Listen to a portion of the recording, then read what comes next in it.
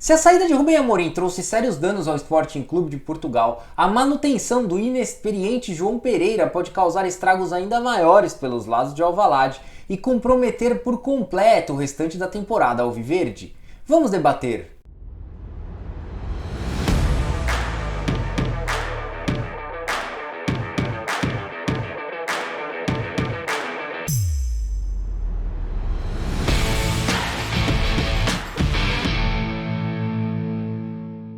Bom, cá estou novamente para a gravação de mais um vídeo e desta vez para falar sobre o Campeonato Português, o famoso Tugão. Aliás, faz muito tempo que eu não falo aqui do futebol português. Eu até cheguei a gravar um vídeo sobre a seleção portuguesa durante a disputa da Euro 2024, mas para abordar temas referentes a clubes portugueses e a Liga Portugal em si, faz muito tempo, eu não me recordo qual foi a última vez, estou realmente em débito, então bora lá pagar essa conta, até porque o assunto é longo, eu vou tentar não me estender muito, mas tem bastante coisa pra gente debater aqui. Por quê? Porque eu estou trazendo à tona o assunto Sporting Clube de Portugal e a sua abrupta queda de rendimento após a saída de Rubem Amorim. E por que essa queda do Sporting foi tão gigantesca? Porque ele estava muito no topo. E a gente sabe muito bem que quanto mais no alto você está, maior será a queda. Então, com o Sporting não foi diferente. Os torcedores sportinguistas estão vivendo isso literalmente na pele. Porque quando Rubem Amorim deixa Alvalade para migrar rumo ao Old Trafford e assumir o comando técnico do Manchester United, o Sporting Clube de Portugal acumulava ali uma sequência de 17 partidas sem derrotas. Liderava a Liga Portugal isoladamente, somando 11 vitórias nas 11 primeiras rodadas, era dono tanto do melhor ataque quanto da melhor defesa do campeonato, com 39 gols marcados e apenas 5 sofridos, né? Uma campanha de 100% de aproveitamento. Então o time estava literalmente voando. Mas tudo mudou, a reviravolta veio assim que Rubem Amorim se despediu do clube e João Pereira, que estava na equipe B do Sporting, assume o seu lugar. Depois desta passagem de bastão, o Sporting marcou apenas 3 de 9 possíveis pontos na tabela, já levou o mesmo número de gols que havia sofrido nas 11 primeiras rodadas sob o comando de Rubem Amorim, e viu a média de gols marcados no campeonato cair para 1,3 por partida desde a chegada de João Pereira. Bom, e ainda que fosse esperada uma quebra de ritmo aí por parte do Sporting em meio à saída do Rubem Amorim, é inegável que ela vem sendo muito mais impactante do que a diretoria do Sporting imaginava. Eu não estou aqui para fazer a caveira do João Pereira, muito pelo contrário. Ele até pode vir a ser um grande treinador no futuro, mas a realidade é que neste momento não demonstra condições para assumir um desafio tão grande como é comandar o Sporting Clube de Portugal, acima de tudo por estar substituindo um dos maiores, se não o maior treinador da história do clube de Alvalade. Por mais, né, que o João Pereira também conheça muito bem o Sporting, por ter tido 3 passagens pelo clube quando ainda era lateral direito e também por ter dirigido a equipe B nas últimas 2 temporadas. E apesar das comparações junto ao antecessor Rubem Amorim serem inevitáveis, é importante destacar que o João Pereira assume o Sporting em circunstâncias completamente opostas a Rubem Amorim. Isso porque ele herda um time extremamente vencedor, campeão português na última temporada, que há poucos dias antes da saída de Rubem Amorim havia goleado o Manchester City por 4-1 no estádio José Alvalade pela Champions League. Por mais que o Manchester City não viva um bom momento, mas é uma goleada sobre o atual tetracampeão inglês. E o Sporting, diante disso tudo, havia passado da terceira para a principal força do futebol português. Ou seja, uma situação completamente contrária àquela de quando o Rubem Amorim desembarcou na capital portuguesa para assumir o comando do Sporting em 2020. Naquela ocasião, o Sporting amargava um longo jejum de 19 anos sem vencer o título português, né? E o Rubem Amorim não tinha a obrigação de dar continuidade ao trabalho de sucesso do treinador anterior. E olha, eu não tô eximindo o João Pereira de culpa não, mas cara, imagina a complexidade de você precisar fazer o time seguir jogando bem, vencendo, marcando muitos gols, sofrendo poucos por intermédio do mesmo modelo de jogo tão peculiar do treinador que acabara de sair. Porque o trabalho do Rubem Amorim era muito autoral, né?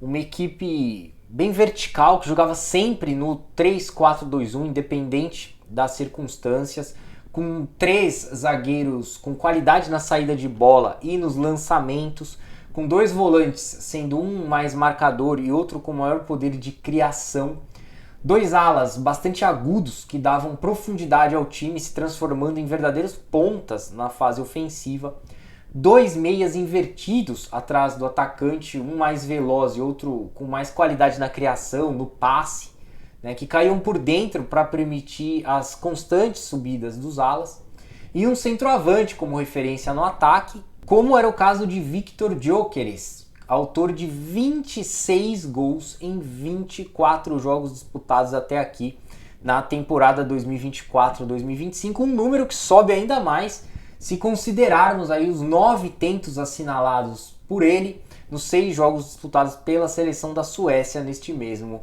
período. Então, através dos números, fica mais do que provado que o Gyökeres se encaixou perfeitamente no esquema de jogo de Rubem Amorim por conta da força física e da velocidade, né? Atributos essenciais para um atacante cujas principais funções eram atacar os espaços e concluir as jogadas oriundas de bolas longas. Portanto, o trabalho do Rubem Amorim é muito autoral, o que acaba dificultando ainda mais as coisas para o João Pereira, e continua sendo assim até no Manchester United, né? Até por essa razão, os Red Devils vão demorar um pouco para começar a colher os bons frutos do trabalho do Rubem Amorim. Foi assim também no Sporting. O Rubem Amorim não é o tipo de treinador que chega em um clube e analisa todo o seu elenco e arma um esquema tático de acordo com a característica de cada uma de suas peças. Não, ele faz com que as suas peças se adaptem ao seu sistema de jogo. E isso leva tempo. O Manchester United não vai começar a ganhar da noite para o dia. E então é necessário bastante paciência ali pelos lados do Old Trafford. Mas voltando para Alvalade, você imagina só o João Pereira, que estava ali na equipe B do Sporting, chegando na equipe principal e tendo que herdar essa equipe vencedora, né, que estava literalmente voando, e ainda tendo de manter essa mesma abordagem, os mesmos padrões táticos do Rubem Amorim e ainda seguir vencendo os jogos com extrema qualidade, né? Não era uma situação fácil, não é, na verdade, mas ao mesmo tempo o próprio João Pereira também aceitou se colocar nessa condição, né? Ele não foi obrigado a assumir a equipe do Sporting. E no final das contas, quem acaba pagando caro por tudo isso são os torcedores sportinguistas, que já enxergam a temporada comprometida, pois em termos de pontos perdidos, o rival Benfica já lidera a Liga Portugal, enquanto na Champions League os Leões caíram para a 17ª posição após as derrotas para Arsenal e Clube Brugge, ficando sob risco de não conseguirem a classificação nos playoffs que antecederão as oitavas de final do torneio continental. Bom, e é exatamente nesse ponto que eu queria chegar, pois pelo menos na minha opinião, a principal responsável por esse colapso do Sporting é a própria diretoria do clube. Eu explico por quê. Porque ela apostou em João Pereira?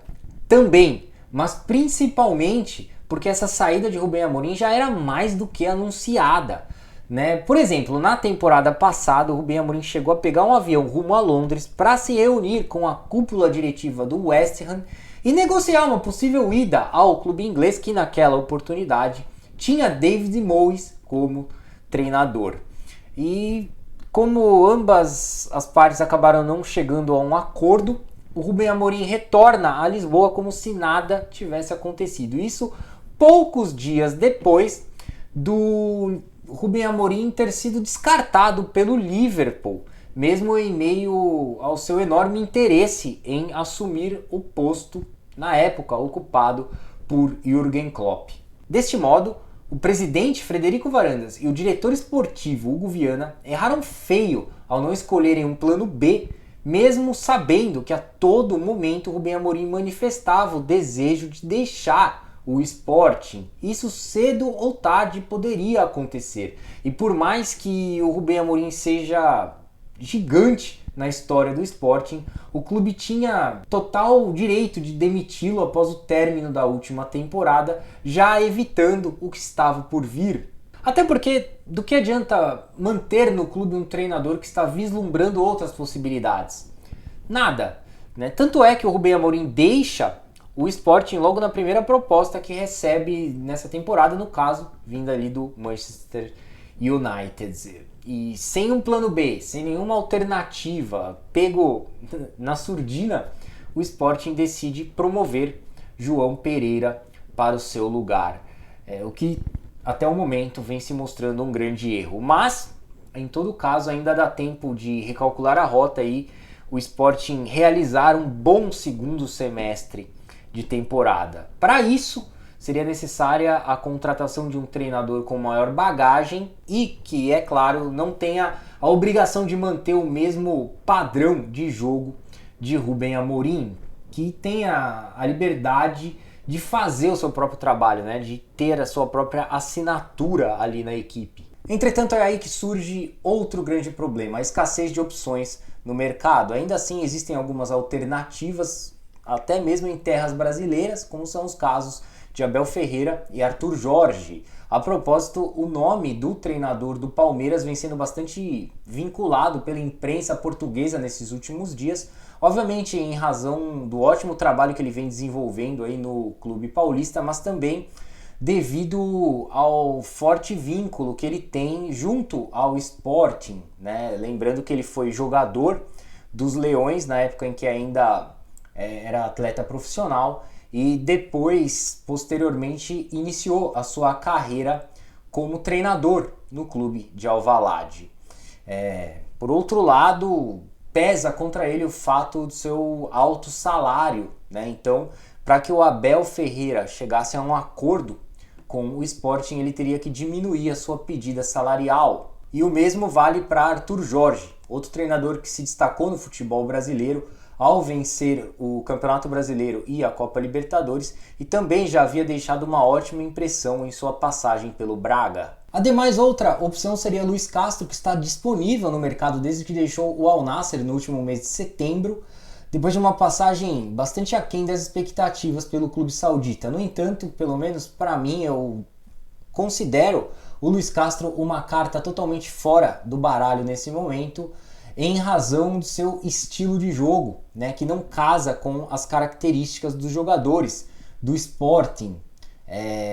E pelo menos eu acredito que a diretoria sportinguista não estaria disposta a uma mudança no modelo de jogo tão drástica neste meio de temporada, né? Seria uma mudança muito radical, vamos dizer assim. Então eu desconsidero a hipótese do Luiz Castro assumir o Sporting neste momento. Por fim, também vejo muita gente falando de Sérgio Conceição, mas isso mais nas redes sociais, não necessariamente na imprensa portuguesa. E para mim, de uma escala de 0 a 10, a chance do Sérgio Conceição comandar o Sporting é 0. Primeiro porque ele tem uma identificação muito grande com o Porto, né, onde conquistou uma enorme idolatria tanto como jogador quanto como treinador. Mas o Rubem Amorim também conquistou uma idolatria no Sporting depois de ter brilhado defendendo as cores do Benfica na época em que era jogador. Então conseguiu ser ídolo de 2 rivais ali na capital Lisboa.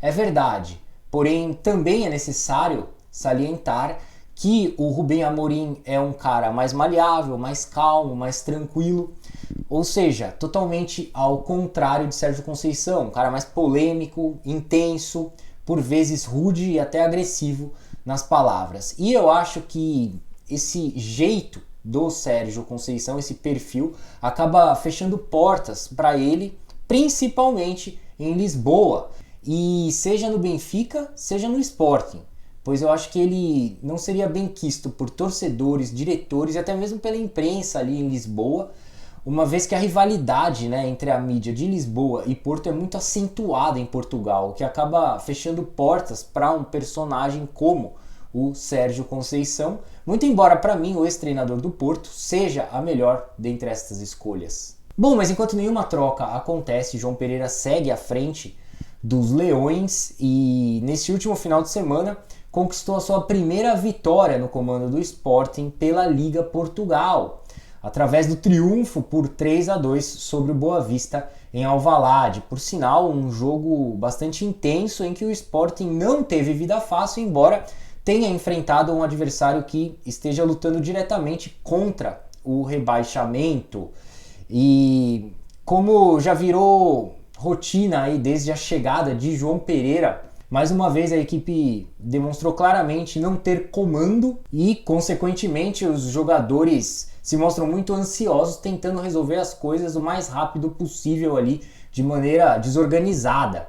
Desta vez eles ainda conseguiram vencer, mas foi uma vitória suada apesar do volume ofensivo dos Leões, que fizeram 1-0 com o Gyökeres, sofreram um empate, fizeram 2-1 com Francisco Trincão e sofreram novamente o empate, e depois fizeram o 3-2 mais uma vez com Francisco Trincão eleito o melhor jogador em campo. Então foram 3 pontos conquistados muito mais na base da disposição e da qualidade dos jogadores do que propriamente na organização, algo que realmente inexiste neste Sporting de João Pereira. De qualquer forma, ainda existe uma saída ao Sporting. Só resta saber se Frederico Varandas e Hugo Viana, que foram tão competentes e inovadores em 2020, quando apostaram todas as suas fichas em Rubem Amorim, repetirão a dose novamente ou persistirão no erro nesta temporada.